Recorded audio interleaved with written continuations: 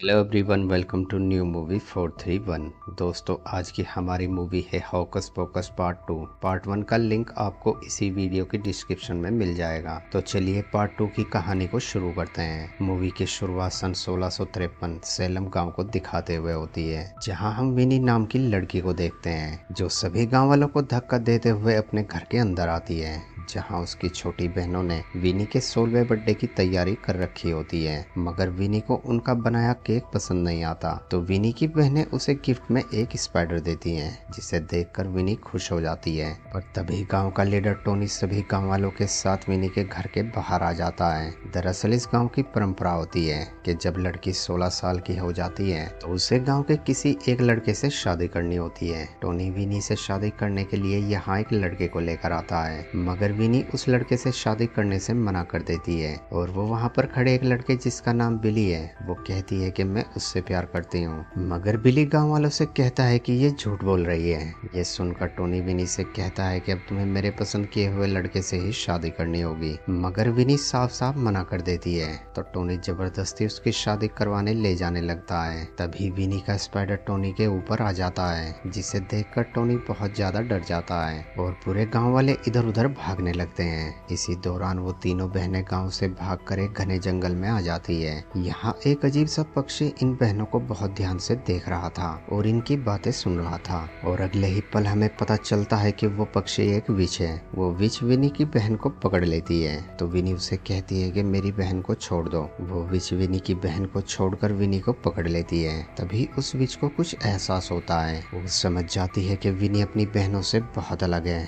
वो विच विनी को बताती है कि तुम्हारे अंदर लिटिल विच की शक्तियां हैं। फिर वो विनी को अपनी जादुई किताब के बारे में बताती है। वो कहती है कि इस किताब में इतनी शक्ति है कि तुम किसी से भी अपना बदला ले सकती हो। विनी जब उस किताब को खोलती है तो उसके सामने एक मंत्र आता है, जिसका नाम मैजिक मैक्सिमा है। ये मंत्र बहुत ही पावरफुल होता है। वो विच इन तीनों बहनों को वार्न करती है। वो कहती है कि चाहे कुछ भी हो जाए, तुम कभी भी इस मंत्र का इस्तेमाल मत करना। विनी उस विच से वादा करती है कि मैं कभी भी इस मंत्र का इस्तेमाल नहीं करूंगी। इसके बाद ये तीनों बहनें टोनी से बदला लेने के लिए गांव में वापस आ जाती हैं और उस किताब से मंत्र पढ़कर टोनी के घर में आग लगा देती हैं। फिर कहानी प्रेजेंट टाइम में आ जाती है। अब सेलम गांव पूरी तरह से डेवलप हो जाता है और हम बेका नाम की लड़की को स्कूल में जाते देखते हैं, जहाँ उसकी दो फ्रेंड एजी और कैसी भी पढ़ती थी। ये तीनों फ्रेंड आज हैलोवीन की रात साथ बिताने का प्लान कर रही होती हैं कि तभी वहाँ पर कैसी का बॉयफ्रेंड मैक आकर कैसी को वहाँ से ले जाता है। आज माइक के घर पर एक पार्टी होती है। माइक बेका और इजी को भी इनवाइट करता है, मगर वो दोनों आने से मना कर देती हैं, क्योंकि आज इजी का 16वां बर्थडे था और उनका कुछ प्लान था। तो माइक उन्हें कहता है कि मैं जानता हूँ कि तुम हैलोवीन की रात कुछ ब्लैक मैजिक करने वाली हो, मगर मैं कैसी को तुम्हारे साथ नहीं आने दूंगा। इसके बाद एजी और बेका एक मैजिकल शॉप में आ जाती है। ये शॉप कभी विनी का घर था। इस शॉप को गिलबर्ट नाम का आदमी चलाता था, जो जादुई चीजें बेचा करता था। साथ ही वो बच्चों को सैंडरसन सिस्टर की कहानियां भी सुनाया करता था। वो बच्चों को बताता है कि सेलम गांव में कभी 3 बहनें रहती थी, जो बहुत ही शक्तिशाली थी, क्योंकि उन्होंने एक छोटी सी बच्ची को मारकर उसकी आत्मा अपने पास रख ली थी। जब गांव वालों को ये बात पता चली तो गांव वालों ने उन तीनों बहनों को फांसी देकर मार दिया था, मगर उन्होंने मरने से पहले कहा था कि अगर कोई हमारी बनाई कैंडल को जलाएगा तो हम वापस दुनिया में आ जाएंगी। गिलबर्ट बच्चों को उनकी जादुई किताब भी दिखाता है, मगर बच्चे गिलबर्ट की बातों को एक कहानी समझकर भूल जाते हैं। इसके बाद बेका और इजी गिलबर्ट से कुछ सामान खरीदती हैं। गिलबर्ट को पता था कि इजी का आज 16वां बर्थडे है, तो वो उन्हें एक कैंडल देता है और उन्हें बताता है कि ये एक जादुई कैंडल है। जिसके बाद बेका और इजी उस कैंडल को लेकर उसी डार्क फॉरेस्ट में आ जाती है। यहाँ बेका केसी की फोटो को अपने पास रखती है और उस कैंडल को जलाती है और गिलबर्ट के बताए मंत्र को पढ़ती है। तभी अचानक उस कैंडल की लो ब्लैक हो जाती है और पूरे जंगल में तेज हवाएं चलने लगती है और जमीन फटने लगती है। जिसके बाद अगले ही पल वो सैंडरसन बहन जिंदा हो जाती हैं, जिन्हें देखकर बेगा और इजी वहां से भागने लगती हैं, मगर वो तीनों बहनें उन्हें पकड़ लेती हैं। पर अब भी इन तीनों बहनों के लिए वही रूल था कि अगर इन्हें जिंदा रहना है तो इन्हें सूरज उगने से पहले उसी पोशन को तैयार कर एक छोटे बच्चे को पिलाना होगा, ताकि ये तीनों उस बच्चे की आत्मा को खींच सके। पर अब विनी को वो मंत्र याद नहीं था, इसीलिए विनी अपनी जादुई जादुई किताब को आवाज लगाती है, मगर गिलबर्ट ने उस किताब को बांध रखी होती है। तो विनी अपनी बहनों को बताती है कि अगर हम इन दोनों लड़कियों को खा लेते हैं तो भी हमारा काम हो सकता है, मगर बेका और इजी इन तीनों बहनों को बेवकूफ बना देती हैं। वो कहती है कि आपको तो टीनेजर बच्चे चाहिए, पर हमारी उम्र तो 40 साल है। विनी कहती है कि तुम झूठ बोल रही हो। तो बेगा बताती है कि अब दुनिया बहुत ज्यादा हाईटेक हो गई है, इंसानों ने एक ऐसी क्रीम बना ली है जिससे हम जवान देखते हैं। अगर तुम चाहो तो हम तुम्हें वहां ले जा सकते हैं। अब जवान होने के लालच में ये तीनों बहनें उनके साथ एक कॉस्मेटिक शॉप में आ जाती है। बेगा इन तीनों बहनों को बताती है कि यहाँ बच्चों की सोल से बना पोषण रखा है जिसे पीकर तुम हमेशा के लिए जवान रह सकते हो। ये सुनकर वो तीनों बहनें वहाँ रखी क्रीम को पीने लगती हैं। तभी वहाँ काम करने वाले वर्कर को विनी पकड़कर पूछती है कि इस पोषण में कितने बच्चों की सोल मिली है। वो आदमी विनी को बताता है कि क्रीम के अंदर सोल कैसे मिल सकती है। ये सुनकर विनी समझ जाती है कि बेगा और इजी ने उन्हें बेवकूफ बनाया है, इसीलिए विनी उन दोनों पर अपने जादू से हमला करती है, मगर वो दोनों किसी तरह बचकर वहाँ से भाग जाती हैं। जिसके बाद ये तीनों विच किसी न किसी चीज पर सवार होकर वहाँ से निकल जाती हैं। उधर बेगा और इजी सीधी गिलबर्ट के पास आती हैं और उस पर बहुत ज्यादा गुस्सा होती हैं। वो कहती हैं कि तुमने जानबूझकर हमें वो जादुई कैंडल दी थी। दरअसल गिलबर्ट सब कुछ पहले से ही जानता है कि अगर वो लड़की जिसका आज 16वां बर्थडे हो वो इस कैंडल को जलाती है तो सैंडरसन बहनें दोबारा जिंदा हो जाएंगी। अभी गिलबर्ट देखता है कि वो जादुई किताब अचानक जाग गई है। गिलबर्ट जैसे ही उस किताब को खोलता है तो उसके अंदर से एक बहुत तेज रोशनी निकलती है जिसे वो चुड़ैलें देख लेती हैं और सीधी अपने घर आ जाती हैं। यहाँ वो बेगा और इजी को देखकर बहुत खुश होती हैं और उन दोनों को तहखाने के अंदर कैद कर देती हैं। यहाँ गिलबर्ट इन तीनों बहनों को बताता है कि आज से 30 साल पहले मैंने तुम तीनों बहनों को उड़ते देखा था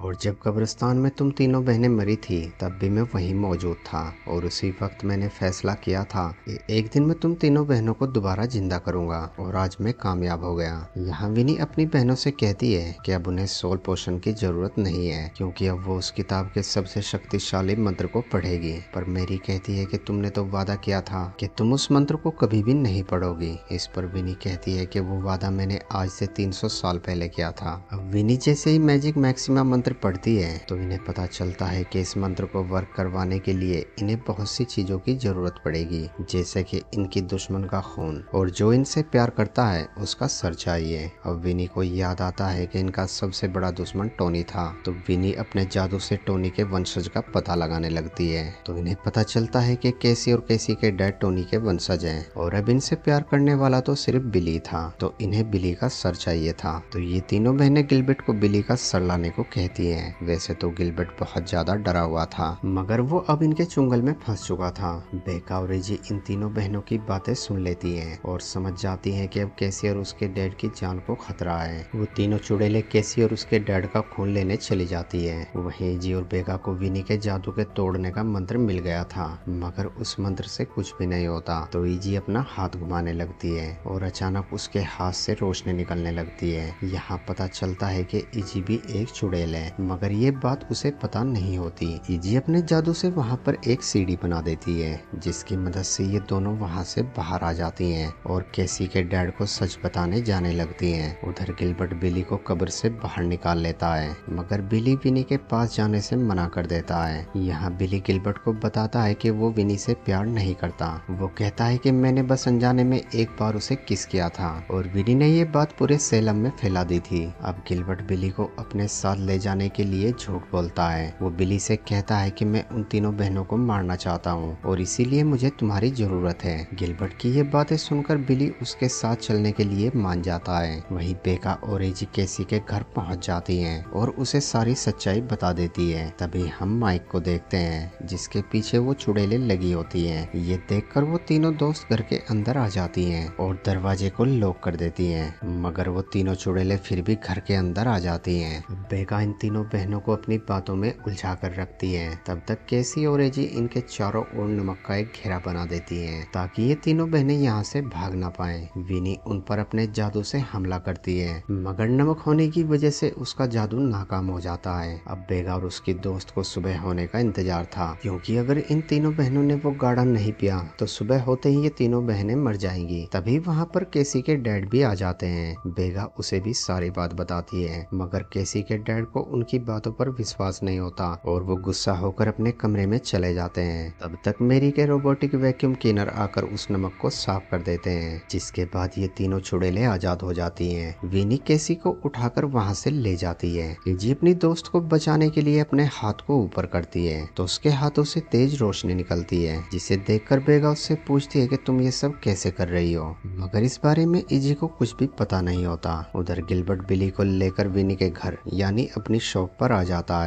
यहाँ पहुँचने पर गिलबर्ट देखता है कि उसके पास कितना वक्त बचा है। गिलबर्ट को इसे देखकर बिली समझ जाता है कि गिलबर्ट ने उसे धोखा दिया है और अब बिली वहाँ से भागने लगता है, मगर गिलबर्ट किसी तरह बिली का सर काटकर अपने पास रख लेता है और उस सर को लेकर उसी जंगल में पहुँच जाता है जहाँ से ये सब शुरू हुआ था। तब तक वो तीनों बहनें भी केसी को लेकर वहाँ पर पहुँच जाती हैं। विनी जब देखती है कि गिलबर्ट ने उनकी सारी तैयारी कर दी है तो विनी गिलबर्ट को अपने जादू से बहुत दूर फेंक देती है। इसके बाद ये तीनों बहनें केसी की गर्दन पर कट लगाकर खून की कुछ बूंदें लेती हैं और अपना सबसे खतरनाक मंत्र मैजिक मैक्सिमा पढ़ना शुरू करती हैं। तब तक बेका और इजी भी वहाँ पहुँच जाती हैं। इजी उन तीनों बहनों को अपनी बातों में उलझाती है और बेका केसी को लेकर वहाँ से भागने लगती है। इजी अपने जादू से विनी के ऊपर हमला करती है, मगर अभी इजी का जादू बहुत ही कमजोर होता है। यहाँ विनी को पता चलता है कि इजी भी एक विच है। अब विनी अपने जादू से इजी के ऊपर हमला करती है और अपनी बहनों को बेगा और केसी को पकड़ने भेजती है। यहाँ इजी उस जादुई किताब से बात करती है। वो उस किताब से कहती है कि तुम खुद बहुत समझदार हो, अब तुम ही फैसला करो कि तुम्हें विनी के पास रहना है या फिर नई विच के। यहाँ वो बुक इजी को चुनती है। इजी उस बुक को लेकर अपने दोस्तों के पास आ जाती है, जिसके बाद ये तीनों दोस्त उस मैजिक मैक्सिमा के बारे में पढ़ने लगते हैं। तो इन्हें पता चलता है कि अगर उस मंत्र का इस्तेमाल करते हैं तो उसे पढ़ने वाला तो ताकतवर बन जाएगा, मगर वो अपनी सबसे प्यारी चीज को खो देगा। तभी वहाँ पर वो तीनों चुड़ैलें आ जाती हैं। विनी अपने जादू से उनके ऊपर हमला करती है, मगर इजी बुक मिलने के बाद और भी ताकतवर हो जाती है। वो अपने जादू से अपने चारों ओर एक मजबूत जादुई शील्ड बना लेती है। अब विनी उस बुक से कहती है कि मुझे तुम्हारी जरूरत नहीं है क्योंकि मैंने उस मंत्र को याद कर लिया है, मगर विनी को मंत्र के नीचे लिखी वार्निंग के बारे में कुछ भी पता नहीं होता। विनी अपनी बहनों के साथ उस मंत्र को पढ़ना चालू कर देती है। वो खुद तो बहुत ताकतवर हो जाती है, मगर उसकी दोनों बहनें रहस्यमय तरीके से कहीं गायब हो जाती हैं। विनी उन्हें हर तरफ देखती है, मगर वो विनी को कहीं भी नजर नहीं आती। इस बात से विनी बहुत ज्यादा परेशान हो जाती है। तभी इजी अपने दोस्तों के साथ वहाँ आती है, जो विनी को बताती है कि तुमने सिर्फ मंत्र पढ़ा था, उसके नीचे लिखी हुई वार्निंग नहीं पढ़ी थी। तुम खुद तो ताकतवर बन गई हो, मगर तुमने अपनी बहनों को खो दिया है। ये सुनकर विनी बहुत ज्यादा उदास हो जाती है और उस बुक से पूछती है कि क्या इसका अब कोई हल नहीं है। तो वो बुक अपने आप खुल जाती है। उसमें एक मंत्र लिखा होता है, जिसे पढ़ते ही विनी अपने बहनों के पास पहुंच सकती है। इजी विनी पर तरस खाकर उस मंत्र को पढ़ देती है, जिसके बाद विनी भी गायब हो जाती है। विनी के गायब होते ही बिली का श्राप भी टूट जाता है और वो भी अचानक कहीं गायब हो जाता है, जिसके बाद गिलबर्ट बेगा और उसकी दोस्तों से माफी मांगता है। इजी उस बुक को हमेशा के लिए अपने पास रख लेती है, यानी अब सेलम की नई विच इजी है। और इसी सीन के साथ इस बेहतरीन मूवी का एंड हो जाता है। दोस्तों वीडियो अच्छी लगी हो तो वीडियो को लाइक और चैनल को सब्सक्राइब जरूर करना। Thanks for watching.